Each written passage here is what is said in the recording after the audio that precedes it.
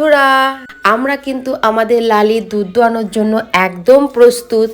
তো বন্ধুরা, তোমরা তো এর আগের দিনের ভিডিও সবাই দেখেছো যে সেখানে আমাদের শান্তিকে আমরা মুখারি পরিয়েছি। যে সত্যি জিনিসটা খুবই খারাপ লাগলো কি আমি কিন্তু শান্তিকে মুখারিটা পরাতে পারলাম না। তোমরা ঠিকই বলেছো, আমি কিন্তু আর দুই একবার চেষ্টা করতেই পারতাম, কিন্তু সত্যি আমি এত ভয় পেয়ে গেছিলাম ওর মাথা নাড়ানি আর শিংগুলো দেখে। কারণ আমি দু তিনবার কিন্তু ওই শিংগুলো দিয়ে গুঁতা খেয়েছি, একবার গলায় লেগেছিল আর একবার কপালে।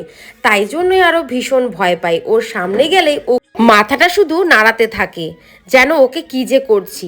দেখলে না, পরে আমার বর যখন মুখারিটা লাগাতে গেল কেমন ওকে ঢিস দিতে যাচ্ছে, সেই জন্য আরো ভয় পেয়ে গেছে। কিন্তু সত্যি ভয় পেলেও বা কি হবে, নিজের গরু, চেষ্টা তো করতেই হতো। সত্যি নেক্সট টাইমে যখন আমাদের পাটের দড়ি নিয়ে আসবে, আমি অবশ্যই শান্তিপুর ট্রাই করব। 5 বার হোক বা 10 বার হোক, চেষ্টা আমি করে আমিই লাগাবো। বর কিছুদিন পরেই যাবে সোনাপুর, সেখানে পাটের দড়ি পাওয়া যায়। তোমাদেরকে তো বলেইছিলাম যে আমাদের বাড়ির আশেপাশে কোথাও পাটের দড়ি পাওয়া যায় না, তার জন্য অনেকটাই দূরে যেতে হয়, প্রায় 15 থেকে 20 কিলোমিটার। আর বরের যেহেতু ছুটি থাকে না, তাই বর বিশেষভাবে যেতে পারে না। আর যেহেতু আমাদের চঞ্চলাও বাচ্চা দিবে, ওর জন্য কিছু জিনিস আনতে হবে, সেই জন্য বলেছি তখনই একটা পাটের দড়িও নিয়ে আসবে। আর বরকে বলে দিয়েছি এবার কিন্তু তুমি আর লাগাবে না, আমি চেষ্টা করব। সে না হয় 1-2টা গুঁতা খাবোই, কি আছে, চেষ্টা তো করতেই হবে।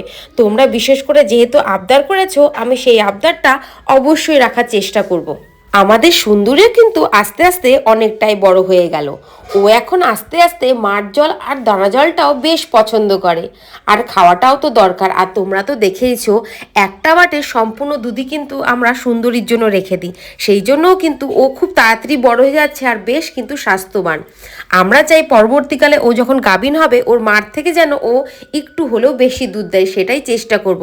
পরবর্তী বিয়ানে তো ওর মাকে ভাবছি বিক্রি করে দেবো, কিন্তু সুন্দরীকে কিন্তু রেখে দেওয়ারই ইচ্ছা আমাদের।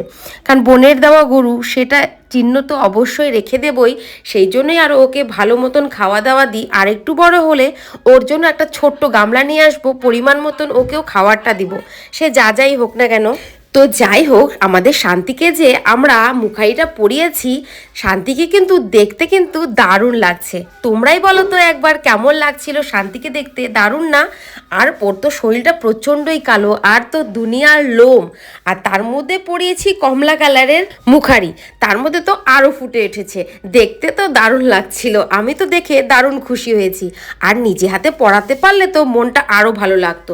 সত্যি পরে পস্তাচ্ছিলাম যে কেন আমি 2-1 বার চেষ্টা করলাম না। যেহেতু পড়ানো হয়ে গেছে, সেহেতু আর কিছু করানো যাবে না। যখন নেক্সটে বর নিয়ে আসবে পাটের দড়ি, সেটা অবশ্যই আমি পরাবো।